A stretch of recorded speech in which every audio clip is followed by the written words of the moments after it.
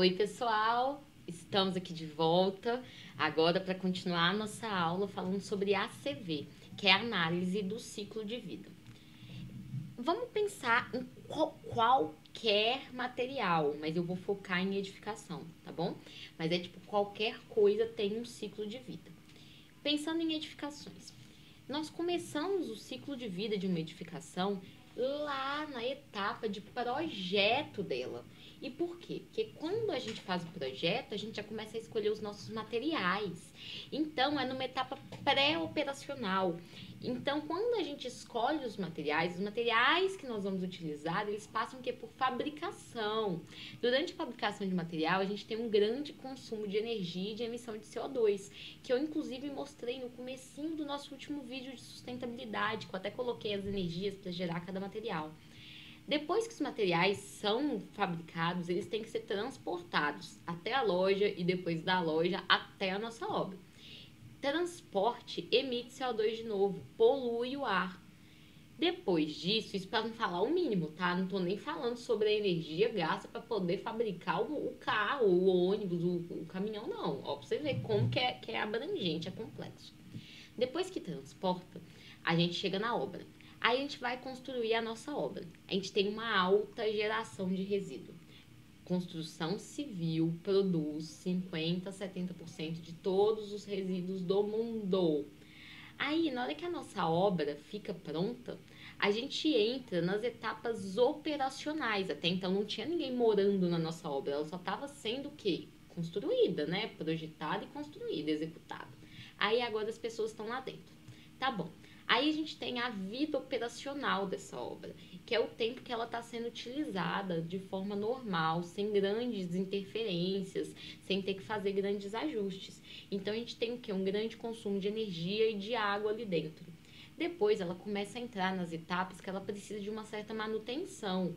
E aí a gente tem um alto custo financeiro.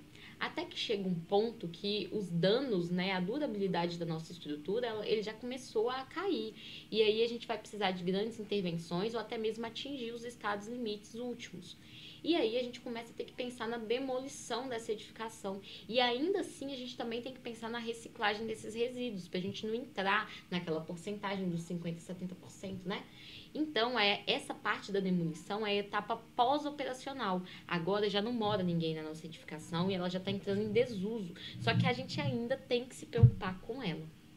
E é a hora que esses resíduos, por exemplo, poderiam ser reutilizados para fazer novos materiais da construção. Então, a gente tem mais resíduos e menos reciclagem no nosso ciclo atual. E aí, a gente precisa pensar o que é aspecto ambiental e o que é impacto ambiental. Eu quero muito que vocês entendam isso, contem isso para os pais de vocês, para os tios, avós, sobrinhos, filhos, para todo mundo.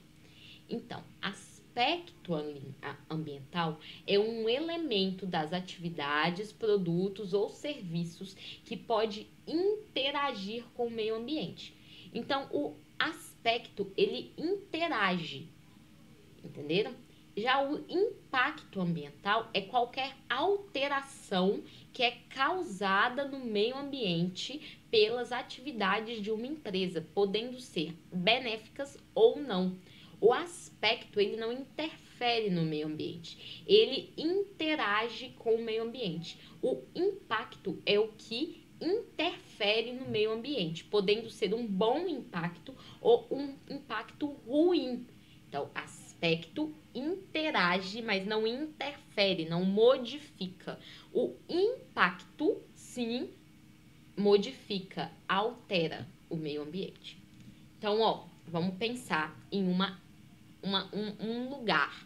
Que aqui, no exemplo, no material de vocês, tem vários exemplos, tá? Aqui eu vou dar esse daqui, são dois. Canteiro de obras. Vamos pensar em uma atividade do nosso canteiro de obras, qualquer. Demolição. Tá bom. Cheguei ali, tava ali no meu terreno que eu vou construir, tinha uma obra lá antes, eu vou ter que demolir ela para construir. Demolição. Aspecto é o que interage, ele acontece. Demolição. Geração de resíduos sólidos. Tá vendo? Ele acontece. Tá bom, eu vou demolir, vai ter resíduo. Ele acontece. O que nós vamos fazer com esses resíduos que é o impacto. Olha a pegada do malandro. O aspecto, ele acontece, ele interage, ele é uma ação, uma atividade, ele está acontecendo. O que nós vamos fazer? Qual é a nossa reação em cima daquilo que é o impacto? Então, demolição é a atividade, geração de resíduos sólidos é o aspecto, aumento do volume de aterros é o impacto. Quer dizer que eu peguei esse resíduo e joguei no aterro. E aí, o que aconteceu? A minha ação, levei o resíduo para o aterro. O impacto, aumento do volume do aterro. De novo, a mesma atividade pode ter diversos aspectos e o mesmo aspecto pode ter, inclusive, outros impactos, dependendo da decisão que a gente tomar com relação a ele, tá bom? Então, uma mesma atividade tem vários e vários aspectos e impactos. Demolição, um outro aspecto. Impactos no solo devido ao uso de máquinas pesadas. Aconteceu. Estou demolindo, estou usando máquina pesada, o meu solo está tendo impacto. Danos às construções vizinhas. É um impacto, que no caso ele é maléfico. Então, eu não fiz vistoria de vizinhança, às vezes eu estou usando um maquinário que não é adequado para eu utilizar ali, e o meu impacto foi como eu interferi, como interferiu, dano às construções vizinhas. Se não tiver claro isso para vocês ainda, olhem os outros exemplos do material. Lá tem milhares de exemplos. Eu dei vários, mudei de atividade, para poder vocês entenderem melhor isso aí, trabalhar isso melhor em vocês. Então, ACV, análise do ciclo de vida, consiste em analisar as repercussões ambientais de um produto ou atividade, pensando em todo o ciclo dele, desde a hora que ele nasceu até a hora que ele morreu. Inclusive, tem uma frase, né, que fala assim, a análise do ciclo de vida é a análise do berço ao túmulo. Então, é da onde o material começou a surgir, a matéria-prima, a fabricação, até a hora que ele parou de ser utilizado, e o que a gente vai fazer com o resto dele, o que sobrou. Entenderam? E aí a gente tem que considerar todas essas etapas e um dos benefícios da gente fazer o ACV das coisas é a gente conseguir identificar melhor pontos onde nós podemos melhorar esse ciclo para poder ter menos impactos ambientais, econômicos e sociais. O ACV, por si só, ele vai principalmente no ramo ambiental. Tem disciplinas em engenharia ambiental e coisas assim, especializações, que tratam só dele, inclusive de forma quantitativa, porque o ACV, ele é feito fazendo até o custo da energia de cada etapa do material, quanto de energia precisa para poder produzir aquela etapa, para você ter ele assim na mão, não é algo assim, ilusório. Aqui nós vamos tratar apenas da parte qualitativa do ACV, só porque a minha intenção é passar para vocês a ideia do que ele significa e como vocês podem, pelo menos, fazer ele de uma forma geral, para poder fazer escolhas melhores de projeto e de construção, tá bom? Mas a parte quantitativa a gente não vai abordar aqui, porque não cabe aqui dentro da nossa ementa. Então, aqui, olha para você ver um material qualquer. Ele tem a etapa de extração, desenvolvimento do produto, produção, distribuição, uso ou reuso, logística reversa, tem que ter desmontagem e remontagem, limpeza, manutenção, reciclagem, disposição final, tem um monte de etapa que a gente tem que analisar. E o ACV, ele é útil para a gente conseguir comparar o impacto ambiental de diferentes produtos que têm a mesma função, como, por exemplo, etanol e gasolina. Qual polui mais? Qual a gente gasta mais energia para produzir? Qual é mais caro? Também serve para poder analisar e comparar o impacto ambiental de diferentes tipos de tratamento de um mesmo resíduo. Então, é melhor a gente pegar o lixo e incinerar ou mandar para o aterro sanitário? Qual polui mais? Qual produz mais energia? E qual gasta, né, mais energia? E aí a gente tem que analisar isso com o ACV. E também serve para comparar o impacto ambiental. Tá vendo que tudo tem a ver com o impacto ambiental, né? O impacto ambiental de diferentes destinos para um determinado resíduo. Então, por exemplo, é melhor reciclar ou é melhor fazer uma compostagem de papel? Lembram que eu até brinquei com a história do papel na última aula? Que a gente pega e usa aquela folha de papel reciclável achando assim, eu estou usando papel reciclável, mas que ela polui mais do que se a gente simplesmente fizesse a compostagem do papel, para ele poder se degenerar, né, e voltar para o meio ambiente de boa, e a gente produzisse árvores de reflorestamento para produzir papel do zero, a gente gastaria e poluiria menos, gastaria menos energia e poluiria menos. Além disso, é uma ferramenta muito útil para a gente poder desenvolver produtos de forma mais eficiente, lembrando daquele critério mais econômico, mais ambientalmente sustentável e socialmente justo. Para a gente fazer escolhas das tecnologias que a gente vai utilizar, identificar qual a fase do ciclo de vida que tem mais impactos, então aonde que a gente tem que prestar mais atenção e tentar melhorar, gestão da qualidade, seleção de indicadores ambientais mais relevantes para poder avaliar um projeto e também para a gente fazer reformulação de produtos ou processos que já existem e que a gente quer melhorar. Então, a ACV é composta principalmente de 4 fases, que é a definição do objetivo e do escopo, a análise do inventário e a avaliação do impacto. Sendo que essas 3 fases, elas sempre andam em conjunto com essa fase de interpretação, porque não tem nada ali que é beabá, sabe? Tudo a gente tem que analisar e tem que pensar melhor. Então, na fase de definição do objetivo e do escopo, a gente determina as fronteiras do estudo. Então, até onde a gente vai, qual etapa nós vamos analisar, quão criteriosos nós seremos, quão detalhistas nós seremos. É que nem a história do qualitativo e do quantitativo é uma definição de escopo. Eu defini como escopo que nós vamos tratar aqui na disciplina só da fase qualitativa do ACV, só para vocês terem uma ideia. Então, a gente também tem que pensar para quem que nós estamos dando o resultado, quem é o nosso cliente, né? Quem vai utilizar esses dados, até mesmo para a gente saber como apresentá-los. Quais são os nossos critérios de qualidade, o que, que a gente vai considerar bom e ruim a respeito de alguma coisa, quais são as nossas regras de corte, então quais dados que a gente vai considerar que não que estão fora, realmente, sabe, é erro, que a gente deve desconsiderar, e quais são as características de impacto que a gente vai considerar. Aí, depois que a gente fizer essa definição de objetivo e de escopo, a gente vai para a análise de inventário. Então, a gente vai coletar os nossos dados, que vão representar os fluxos de massa e de energia que entram e que saem na produção, né, daquele processo, do produto, nas diversas etapas do ciclo de vida daquilo que a gente está analisando. E aí a gente vai avaliar o impacto de cada uma dessas coisas. Então a gente vai pegar os fluxos que a gente definiu no inventário e vai converter esses fluxos para impactos ambientais. E aí a gente vai multiplicar isso por valores brutos de equivalência, que tem a ver com unidades, por exemplo, de quilograma de CO2, ou então quilowatt, de energia, aquecimento global e por aí vai.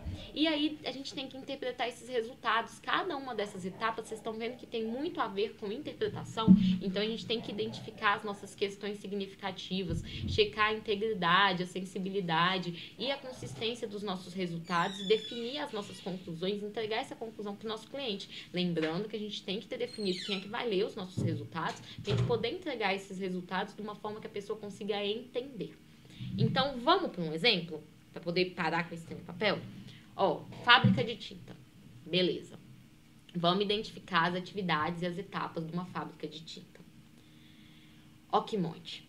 Na fábrica de tinta, a gente tem que pensar na destinação dos resíduos que a gente tem, no transporte dos materiais, na manutenção, na pesquisa para novos produtos e processos, nos serviços administrativos, no refeitório, na produção da tinta em si e no almoxarifado. Então, olha que engraçado, a gente pensa numa fábrica de tinta, todo mundo aí deve ter pensado só nessa aqui, produção de tinta. Olha um monte de coisa que está envolvida, gente, um monte de coisa, a produção de tinta é um pontinho só. Então, a gente pegou e vai ter que identificar as entradas e saídas de cada um desses setores e cada uma das atividades desses setores. É um trabalho extenso, que é lógico que não é o exemplo que eu vou fazer com vocês, né? Aqui eu escolhi a produção de tinta, porque é a que vem mais na nossa cabeça. E aí, produção de tinta. A gente tem os produtos químicos, o que a gente tem de entrada, né? Vamos produzir a tinta. O que a gente vai usar para produzir essa tinta? A gente usa produtos químicos, a gente usa produtos químicos, a gente usa, né? Produto aqui repetiu, a gente usa produtos químicos e a gente usa embalagens. Nem tô falando aqui de esforço humano, percebam. Etapas do processo. Beleza, a gente pegou esses produtos químicos, pegou essas embalagens. A gente tem que fazer, pré-mistura, tem que fazer moagem e dispersão, tem que fazer completagem, tem que fazer filtragem, tem que fazer invase desse material. Então, essas são as etapas do nosso processo. Depois que a gente fizer isso, o que a gente vai ter de saída? A gente vai ter embalagens desses produtos químicos, porque a gente tirou os produtos químicos dela, né? Mas ficou as embalagens. Então, a gente tem essas embalagens. A gente tem sólidos em suspensão, que a gente teve que ir retirando ao longo do processo. A gente tem solventes que a gente teve que utilizar para limpeza e evaporação. A gente tem material que a gente acabou filtrando e a gente tem solventes de embalagens danificadas. Tá bom. Aí a gente tem que avaliar. E aí essa é a planilha do ACV e ela tem tudo a ver com aspecto e impacto. E eu vou falar com vocês agora como que a gente preenche ela. E aí no Google Class de vocês, eu coloquei até um exemplo. Eu peguei essa planilha e eu transformei ela para o Excel, né? Passei ela para o Excel e coloquei ela no Excel para vocês, porque depois vocês vão fazer uma atividade a respeito disso, mas também para vocês terem, brincarem com isso, para vocês verem como que é legal. Lembrando que é só qualitativo, mas que dá para dar uma boa ideia. Então, ó, aqui, ó, a gente tem atividade. Lembram lá do comecinho da nossa aula? Atividade, aspecto, impacto. Atividade, aspecto, impacto. Tá. Aí aqui é a parte que a gente vai preencher mais diferente. Situação. A situação, ela pode ser normal, esporádica ou emergencial. Ó, situação. Normal. Quer dizer que é uma rotina operacional da nossa empresa, por exemplo, emissão de um caminhão em funcionamento, emissão de CO2. Gente, um caminhão ligado vai emitir CO2, tá? Então, é um regime normal daquela situação. Regime anormal, quer dizer que são operações não muito rotineiras do que está acontecendo. Por exemplo, geração de resíduos sólidos na manutenção corretiva de um caminhão. Teoricamente, o caminhão não deveria ter necessidade de uma manutenção corretiva, porque se a gente fizer as manutenções preventivas normais, ele não vai precisar de correção, né? Então, essa geração de resíduos sólidos, ela é um regime anormal, é uma operação não rotineira que a gente realiza. E também tem a situação de risco, que é a emergencial. Então, é associada a uma situação de risco completamente fora da curva, que não deveria acontecer mesmo. E, por exemplo, geração de resíduos oleosos, devido ao rompimento ou vazamento do tanque de combustível do caminhão. Cara, a gente não quer que isso aconteça. Tipo, se acontecer, é um trem emergencial, foi um verdadeiro acidente. Aí, na barrinha de responsabilidade, a gente quer saber se a responsabilidade é direta ou indireta. A responsabilidade direta é o aspecto que está associado à atividade que está sob total controle da empresa. Então, por exemplo, efluentes líquidos do processo de pintura que está ali e que é derramado. É um aspecto que está diretamente sob responsabilidade da empresa durante a linha de produção dela. Um aspecto indireto é o aspecto que está associado à atividade de fornecedores dessa empresa, prestadores de serviço, clientes, é fora do ambiente de responsabilidade da unidade, mas que exerce influência na linha de montagem dela, né, dos materiais. Sabe quando a gente fala assim, não adianta a gente querer falar que um trem é sustentável se a gente está usando materiais de uma empresa que não tem esse mesmo valor de prezar a sustentabilidade? É mais ou menos essa que é a ideia. Então, indireta, conservação do produto pelo usuário.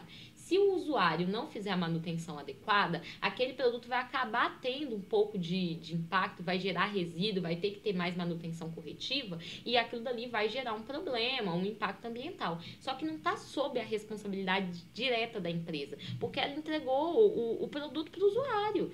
E aí, cabe ao usuário cuidar dele, é uma responsabilidade indireta. Na classe de natureza do impacto, é uma natureza benéfica ou adversa, né? Então, tive o impacto. Ele é bom ou ele é ruim? Por exemplo, benéfico, plantio de espécies nativas em parque florestal mantido pela unidade. Então, tem uma empresa que ela gosta de fazer árvores de reflorestamento. Ótimo, impacto benéfico. Adversa, geração de embalagens de agrotóxico, consumo de recursos naturais e por aí vai. E aí, na relevância, a gente quer saber se ela é abrangente. Então, na questão da abrangência, a gente quer saber a extensão do nosso dano. Na questão de gravidade, a gente quer saber a potência do nosso dano. E na de probabilidade, a probabilidade de ocorrer o impacto. Então, para cada um desses três, a gente vai ter que distribuir o valor de 1 se for baixo, 3 se for médio ou 5 se for alto. E aí, o resultado da relevância é a soma das 3 colunas. Se ficar entre 3 e 5, quer dizer que é desprezível. Esse dano não precisa, esse impacto, essa atividade, esse aspecto, não precisa ser considerado, porque ele não causa impacto ambiental relevante. E aí, você não precisa pensar em uma forma de minimizar ele. Agora, se ficar entre 7 e 15, Se ficar entre 5 e 7 é mediano, né? Entre 7 e 15, ele é crítico. E aí você precisa pensar numa forma de minimizar. Nem tudo que ficar entre 7 e 15 a gente vai conseguir minimizar. Mas são pontos que a gente considera gargalos no nosso ciclo de vida. Então, por mais que a gente não consiga minimizar nesse momento, ou então, tipo assim, ai, tá bom, deu 7, mas não tem jeito. A gente fica ali, aquele pontinho amarelo que, quando tiver como, nós já sabemos que é um ponto crítico e que nós devemos prestar atenção. Então, nesse quesito de relevância, a gente também tem que pensar no quesito de significância. Porque, deu entre 7 e 15, eu não vejo como mudar, só que é um requisito legal para me mudar, que é o RL. Quer dizer que tem uma legislação aplicável. Agora, se for uma política integrada, quer dizer que tem a ver com os valores da minha empresa. Então, por exemplo, eu prezo pela sustentabilidade, mas não tem nenhuma lei que me obrigue a ser sustentável. Então, assim, eu gostaria de fazer isso valer, mas eu não sou obrigado. Se for um requisito legal, eu sou obrigado. Então, você tem que pensar em uma forma de minimizar aquele impacto ali. E aí, olha para você ver. Vamos ver que isso aqui é aquela nossa tabela da fábrica de tintas, só do exemplo. Então, pré-mistura. Aspecto, derramamento de produtos químicos. Impacto, alteração da qualidade do solo ou da água. Situação, emergencial, porque ninguém quer que derrame os produtos químicos, então é uma situação de risco. Responsabilidade, é uma responsabilidade direta. Os produtos químicos estavam sob a responsabilidade da empresa. Natureza, adversa, é uma coisa ruim. Abrangência, grau 1. Por quê? Quanto que abrangeu? Derramou naquele local. Entenderam? É só naquele local. Não é, por exemplo, igual foi a barragem da Samarco, que saiu levando resíduos da barragem até o Espírito Santo. Aquilo lá foi uma abrangência longa, seria grau 5, isso porque não dá para dar mais que 5. Derramamento, abrangência pequena. Gravidade, 3. É grave, mas teríamos coisas piores, digamos assim, é médio. Probabilidade de ocorrer, 5. É uma coisa que é recorrente, acaba acontecendo mais vezes do que nós gostaríamos. Então, a relevância aqui, ó, ela é a soma do 1 com 3 com 5. Quer dizer que deu 8. Lembram que entre 7 e 15 é crítico? Então, deu 8. E aí, os filtros RL, tem um requisito legal? Tem. É contra a lei você deixar derramar produtos químicos. Então, já é lei. Se é lei, automaticamente é significativo. Se é lei, você vai ter que dar um jeito. PI, tá dentro da política integrada da minha empresa? Não. Então, tá bom. Então, de qualquer forma, é significativo porque tem lei contra isso e deu acima do 7. Então, é crítico, quer dizer que eu tenho que dar um jeito de arrumar. Vamos pegar um outro aqui aleatório. Incêndio. Incêndio aqui na pré-mistura. Impacto ambiental, alteração da qualidade do ar. Situação emergencial. Também não queremos que ocorra incêndio. Responsabilidade direta. Natureza, adverso, é ruim. Abrangência, 3. Por quê? Quando ocorre um incêndio, as partículas, elas não ficam só no lugar, elas se espalham. Elas não se espalham para o mundo inteiro, mas tudo ali naquela região próxima fica com aquele ar pesado. Então, não é tão local, é médio. 3 a abrangência. Gravidade, 3. É ruim, né, tal. E percebam uma coisa até. Vai ter gente aqui que vai achar esses valores e vão querer colocar outros valores aqui dentro. Por isso que até mesmo eu falo que essa análise que eu tô mostrando para vocês é uma análise qualitativa. Porque tem algumas coisas que não vai dar, os valores considerados vão ser diferentes entre você e o colega, porque depende da sua percepção e dos seus valores. Né, tipo, valores pessoais do que você considera grave ou não. Só que tem coisa que não tem como. Por exemplo, não tem como falar que derramamento de produto químico não é grave. Ou não importa, não sei o que. Tipo assim, eu não vou cobrar, se isso cair numa prova, que tem exatamente o mesmo valor que o meu, mas tem que ser coerente, tá bom? Então, incêndio, gravidade 3, probabilidade de ocorrer 3. Nem muito probabilidade, nem pouca. De qualquer maneira, 3 mais 3 mais 3, 9, acima de 7 é crítico. Tem lei contra incêndios, a gente tem que ter, né? segurança contra incêndios. Não está na política integrada da empresa, mas de qualquer forma é significativo. E aí a gente vai fazendo isso para cada uma das coisas, falando se é significativo ou não. E aí a gente vai conseguindo fazer o controle, porque a partir do que é significativo, a gente tem que pensar sobre como nós podemos fazer para melhorar. Ó, aqui, lá naquele derramamento de produtos químicos, o controle operacional é o que nós podemos fazer para melhorar. Como podemos diminuir isso? Então, seguir o procedimento 012, que é um procedimento interno da empresa, sobre armazenamento, transporte e manuseio de produtos químicos. Então, o que isso quer dizer? Quer dizer que se está acontecendo muito derramamento, eles precisam frisar esse procedimento 012 com seus funcionários e cobrar para que seja de fato executado. No incêndio, de novo, o procedimento 012. Então, tem coisas aqui, ó, vai ter um aqui, vazamento de produtos químicos, manter plano de manutenção dos equipamentos. Tem coisa que é de manutenção, tem coisa que é de frisar, tem coisa que é de treinamento, tem coisa que tem que mudar algo no processo e por aí vai.